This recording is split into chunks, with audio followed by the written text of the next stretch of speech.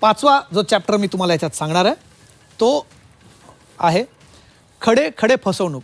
आता खडे खडे फसवणूक म्हणजे उभ्या उभ्या फसवणूक नाही. तर बाबा हा भोंदू बाबा कॅप्टन अशोक खरात अनेकांना खडे द्यायचा पूजेसाठी, जे अनेक जण ग्रहण करतात, हातांमध्ये अंगठ्यांमध्ये दिले जातात. अनेक जणांना त्याची प्रचिती यायची असं तो सांगायचा.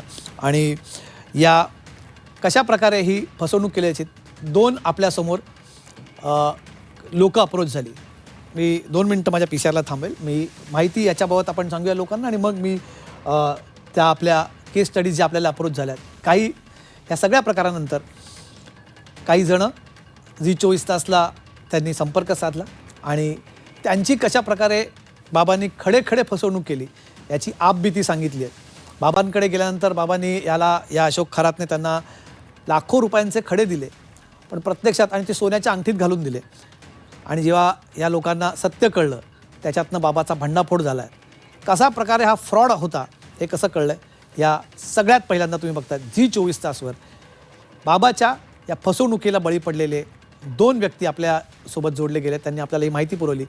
त्यांचं काय म्हणणं आहे का? मी राजकीय क्षेत्रात गेली 20 वर्षापासून काम करीत असल्याने कार्यकर्त्यांच्या आग्रहास्तव नाशिक येथील कॅप्टन अशोक खरात यांच्या कार्यालयात जाण्याचा माझा योग आला. 2 वर्षापूर्वी योग आला.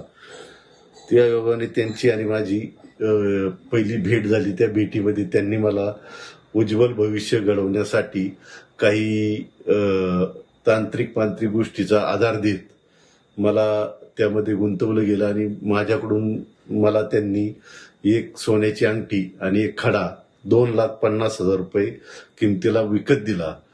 तो खडा आणि अंगठी घातल्यानंतर 45 दिवसात तुमचं सर्व आर्थिक व्यवहार आणि सामाजिक कार्यात तुम्ही नक्कीच भविष्यात यशस्वी होताल अशी मला त्यांनी शब्द दिला. 45 दिवस मी त्यांनी सांगितल्याप्रमाणे सर्व विधिवत पूजा त्यांच्याकडून करून घेतली व त्यांनी दिली. त्यानंतर 45 दिवसानंतर सहज मला माझ्या थोडं निदर्शनात आलं. 45 दिवस झाले, अजून काय आपल्याला कोणत्याच गोष्टीचं यश आलेलं नाही. तरी मी साधारण आपल्या शिरूर येथील ज्वेलर्समध्ये ती अंगठी घेऊन चौकशीसाठी गेलो असता मला तो खडा त्या ज्वेलर्स यांनी सांगितलं हा खडा 300 ते 1,000 रुपये किमतीचा आहे, तुमची यामध्ये फसवणूक झालेली आहे. हे माझ्या त्याच वेळेस लक्षात आलं. परंतु आज ही गोष्ट मला सांगण्याचं कारण असं की आज मी टीव्हीवरती सहज बातमी पाहिली. कॅप्टन अशोक खरात यांनी जे चुकीचे गैरवर्तन करून प्रॉपर्टी कमावली त्यामध्ये मला देखील त्यांनी बळीचा बकरा बनवलेला आहे. तरी त्यांच्या विरुद्ध मी पोलीस स्टेशनला तक्रार दाखल करणार आहे. राजकीय क्षेत्रामध्ये काम करत असल्याने मला माझ्या कार्यकर्त्यांनी आग्रह करून नाशिक या ठिकाणी नेले असता त्या ठिकाणी कॅप्टन खरात यांच्या ऑफिसमध्ये गेलो व त्या ठिकाणी राजकीय कारकीर्द उज्ज्वल होण्यासाठी तसेच आर्थिक परिस्थिती व्यवस्थित राहण्यासाठी मला त्यांनी गळ्यातील पॅन्डल दिला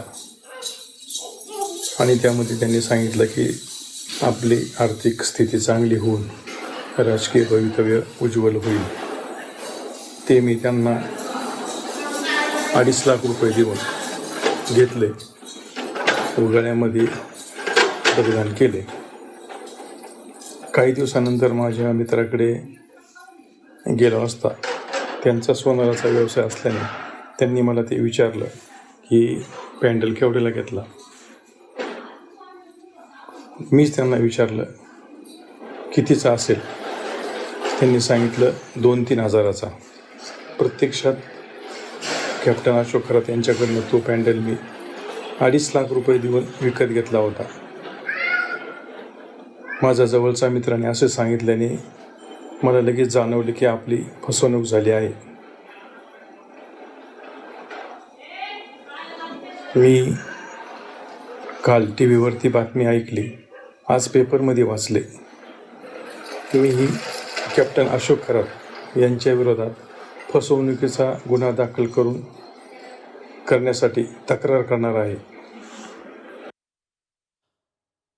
तर हा फसवणुकीचा धंदा बघा कसा आहे. म्हणजे या सगळ्यातून त्याने लाखो कोटीची माया जमवली. 2-2.5 हजार रुपयाची बोगस सोन्याची अंगठी, ज्याच्यामध्ये तो खड्याच्या नावाने जे जेमस्टोन दिले जातात त्याच्या नावाने तो विकायचा. आणि जेव्हा या लोकांना कळलं, हे 2 प्रत्यक्ष व्यक्ती, ते आता बरं झालं ते म्हणतात ही गोष्ट की आम्ही आता जाऊन त्यांच्या विरोधात ते गुन्हा दाखल करणार आहेत फसवणुकीचा. तर एकीकडे महिलांचं लैंगिक शोषण जो अत्यंत गंभीर गुन्हा आहे, दुसरीकडे अनेकांचं आर्थिक शोषण, आर्थिक फसवणूक, या सगळ्या बाबी हा किती मोठा गुन्हा एकंदरीत एकाच व्यक्तीकडनं घडतात. हे सगळ्या प्रकारे गुन्ह्यांची व्याप्ती बघतात. अनेकांना त्यांनी फसवलं आणि याच्यातून त्याने लाखो कोटींची माया जमवलेली आहे. बेंटेक्स म्हणतात ज्याला, किंवा जे नकली सोनं म्हणतात, किंवा सोन्याचा मुलामा दिलेल्या अंगठ्या तो लोकांना विकायचा आणि ते प्रत्यक्षात निघायचं दगड. जेव्हा या व्यक्तींना त्यातनं फरक पडला नाही आणि जेव्हा ते सोनाराकडे जाऊन त्यांनी तपासणी केली, स्थानिक जाऊन तिथे पेढीकडे जाऊन, तेव्हा त्यांना कळलं की हे सोनं नाहीच मुळात. ज्याच्यासाठी त्यांनी 2-2.5 लाख रुपये मोजलेले आहेत ते केवळ आणि केवळ नकली सोनं हे या भोंदू बाबाने, या कॅप्टनने त्यांच्या माथी चिपकवलं होतं. योगेश खरे आपल्यासोबत अजूनही जोडले गेलेत नाशिकवरनं. योगेश, फसवणुकीचे अनेक प्रकार समोर येत आहेत. बाबाने महिलांची फसवणूक करणे, महिलांना त्यांच्या भीती दाखवून त्यांचं लैंगिक शोषण करणे, अशा प्रकारे बड्या आसामींना ओष्णो नावाचं औषध देतो म्हणून त्यांना तिथे औषध देणे, ज्याला आपण वायग्रा म्हणतो, त्याच्याच गोळ्या टाकून ते औषध देणे, त्यांची फसवणूक करणे, बोगस अंगठ्या देणे, सोनं म्हणून त्यांना बेंटेक्स किंवा नकली सोनं चिपकवणे, या सगळ्या गोष्टी त्याने केलेल्या आहेत तिथे. सोबतच त्याने अनेकांची फसवणूक केली आहे आणि स्थानिक शेतकऱ्यांची देखील फसवणूक करून त्याने जमिनी लुबाडल्याची गोष्ट देखील समोर येते. खरं आहे, अनेकांच्या जमिनी या ठिकाणी लुबाडल्याचं दिसून येत आहे. आपण जर बघितलं तर मिरगाव गावामध्ये जवळजवळ 55 एकर क्षेत्र त्यांनी खरेदी केलेलं आहे. सुरुवातीला ते या ठिकाणी त्यांचं एकही क्षेत्र नव्हतं. त्यांनी मंदिर उभारलं, ते केवळ ईशान्य, नदी ईशान्येला वळते म्हणून ईशान्येच्या कोपऱ्यावर ईशान्येश्वरचं मंदिर असावं म्हणून त्यांनी त्या ठिकाणी मंदिर उभारलं. आणि त्यानंतर हळूहळू करत या शेतकऱ्यांच्या 55 एकर जागा या ठिकाणी विकत घेतल्यात. आपल्यासोबत आता काही शेतकरी सुद्धा आहेत, आपण त्यांच्याकडून जाणून घेऊया की कशा पद्धतीनं त्यांनी या ठिकाणी दमदाटी केली आहे आणि कशा पद्धतीनं हे संपूर्ण या गावामध्ये त्यांची दादागिरी होती, कशा पद्धतीनं त्यांनी या ठिकाणी या जागा मिळवल्या सगळ्या आणि दादागिरी केली आहे. आता दादागिरी अशी केली का, समजा हरिजन समाजाच्या ज्या जमिनी यांची समजा खरेदी होत नाही, मग त्यांच्यामध्ये समजा त्यांच्यामध्ये ते लोक घेऊ शकते हरिजन समाजाचेच, पण यांनी भाव वाढून द्यायचा आणि मग त्यांचे कुठं पाय पुरणार. आणि दुसरा गरीब शेतकरी घेऊ शकतो, पण त्यांना परवानगी कुठं भेटणार आहे जमिनीला. मग त्याच्यासाठी हेच लुटून घेणार जमिनी घेतल्या समजा. तर आता भागवत काशीनाथ शेळके समजा 3 भाऊ आहे, दोन्ही बाजूना 2 गेले, एक त्याच्या खालून गेला, तर त्याला रस्ताच नाही. काय त्यांच्या मालकीच्या जमिनी असून त्याला रस्ताच नाही, तर ते इथून घर मोडून गावात गेले. मग या अशा हालतमध्ये आणि वशिल्या पुढं काही चालत नाही. गरीब माणूस असं काही करू शकत नाही, कोणाला साहेबाला भेटू शकत नाही, किंवा तो म्हणजे साहेब असलाय बी तरी गरिबाचं ते भाग्य होऊ शकत नाही. यांचे फोन गेले, लगेच तार कंपाऊंड करून त्या माणसाला गावात जावं लागलं. गावात राहिला म्हणजे एकदम असं लेट बीट लावलं, पत्रेवरून ठोकलं, तिथं राहू राहिला. अनेकांना आपल्या घरांना मुकावं लागलेलं असं तुम्ही म्हणतात. दुसरे प्रकार होता की एकाचं जमीन सुद्धा विकत घेतली, मात्र पैसे पूर्णपणे त्याला दिलेले नाही. नाही, त्याच्यात काही एवढं सांगता नाही येणार पूर्ण. तुम्ही जे बाबा आहेत त्यांना पैसे दिले नाहीत असं त्यांचं म्हणणं होतं. ते तो भाग त्यांचा इंटरनल तो ते माहिती नाही ना आपल्याला. असं त्यातलं तुम्हाला माहिती आहे. पण एकूण जे आहे ती दहशत या ठिकाणी आहे असं तुम्हाला वाटतं? 100% वशिल्यामुळे दहशत राहणारच ना. मी म्हणतो इथं जर मंत्री येत्या, दीपक केसरकर झाला का, आमका येतो, आमका झाला का तमका येतो, राधाकृष्ण विखे पाटील येतो, चाकणकर बाई येते. मग हे गरीब लोक एवढे मंत्री जंत्रे पाहिलो, त्याला काही बोलू शकत. रस्ता बंद करतो तर बंदच करा, चला ना. आता तुमच्या त्याच्यामध्ये दिसन इकडून नाही भाऊ ये, ही भावाची जमीन, ती भावाची जमीन, आणि खाली जी जमीन आहे मग या जमिनीतूनच जाई ना भाऊ असलो. तिने लगेच तार कंपाऊंडच मारून घेतली, बिचाऱ्यांना घर सोडून. पंचायतीमध्ये जी पाण्याची टाकी बांधली गावासाठी, ती सुद्धा तुम्हाला पाणी देत नाही असं कळतंय आणि ते पाणी तो स्वतःच वापरतो. आणि स्वतः म्हणजे इकडे येणार होती पण ती आलीच नाही. इकडेच झालं असं ना तिच्यावालं मग. नाहीच आली टाकी. ओके. आता समजा काही लोक काय म्हणतात दीपक केसरकरनं 3 कोटी दिली इकडे. आता एक 500 फुट रोड नाही 3 कोटीत. कुठे रोड इकडे 5-7 4-5 वर्ष झाले असे नारळ फोडून या रोडला बी.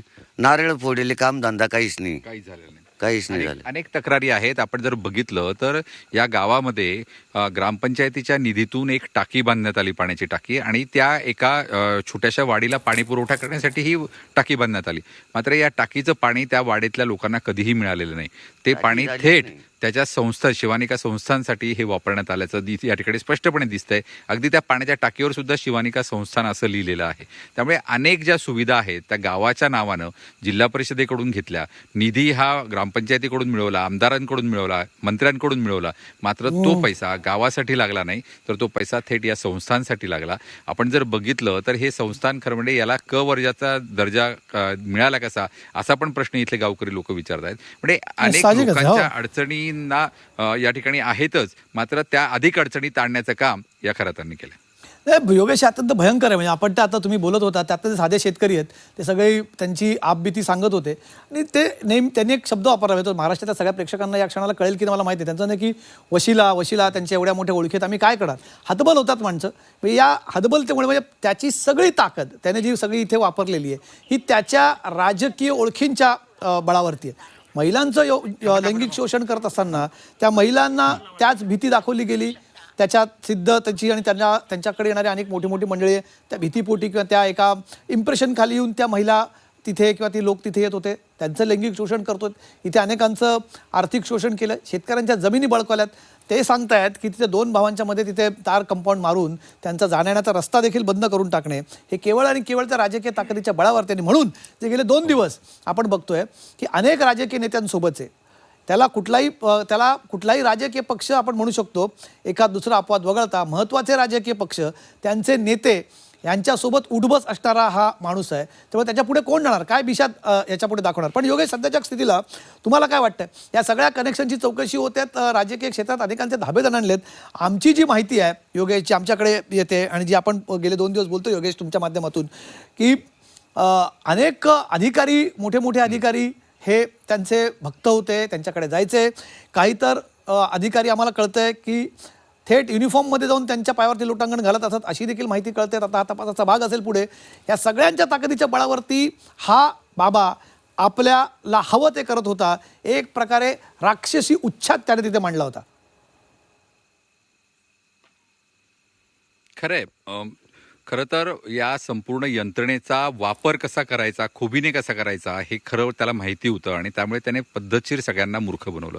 महिला असतील, स्थानिक लोक असतील, अधिकारी असतील किंवा राजकीय पदाधिकारी असतील, या सर्वांना आपले कसे मंत्र्यांशी संबंध आहेत, आपले कसे मोठमोठ्या नेत्यांशी संबंध आहेत असे फोटो दाखवून किंवा त्यांचा मला आत्ता नुकताच फोन आला, हे बघा ते रोज माझ्याशी चर्चा करतात, असं दाखवून तो या सगळ्यांना मूर्ख बनवत असे आणि आपला एक स्वतःचा ऑरा त्याने या भागामध्ये तयार केला होता. आपण ते असं करत करत त्याने अनेक जमिनी ह्या ठिकाणून बळकावल्या.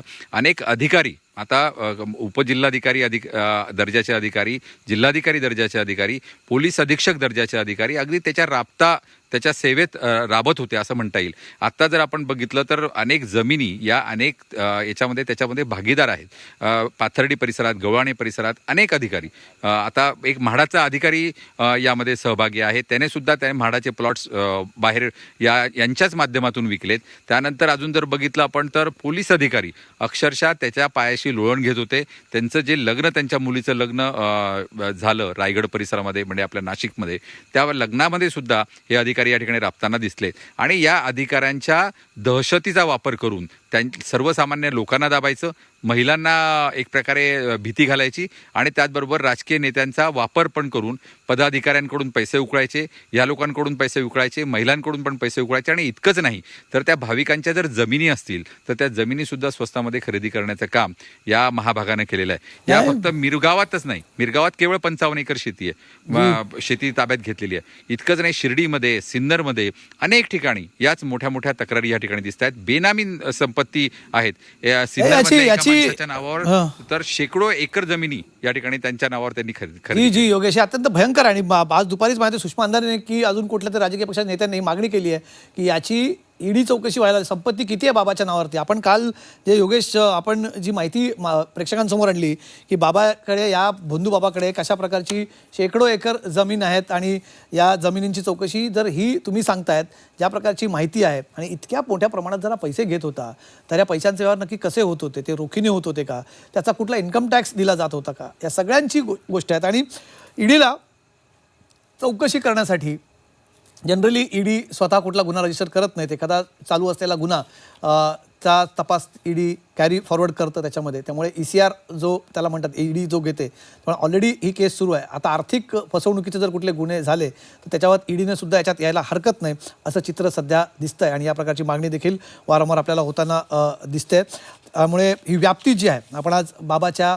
या सगळ्या या कॅप्टन अशोक खरातच्या कारनाम्यांचा आपण ही कुंडली मांडली प्रेक्षकांची. कशा प्रकारे महिलांचं लैंगिक शोषण करायचं, ते लैंगिक शोषण करताना कुठल्या रसायनांचा वापर तिथे करत होतात आणि त्याचे व्हिडिओ आपण आज प्रेक्षकांसमोर मांडले.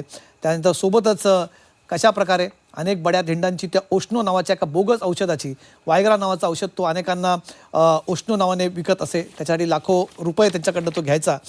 सिद्धपूजेच्या नावाखाली बनावट मोटर ऑपरेटेड साप आणून तो लोकांची फसवणूक करायचा आणि नकली सोनं देत लोकांची फसवणूक करत होते. सगळे मुद्दे आज आपण, योगेश धन्यवाद तुमचे, आमच्यासोबत जोडले राहा. पुन्हा तुमच्यासोबत येण्याचा आपण जोडण्याचा प्रयत्न करू. तर ही सगळी कुंडली आपण तुमच्या समोर मांडलेली आहे प्रेक्षकांची.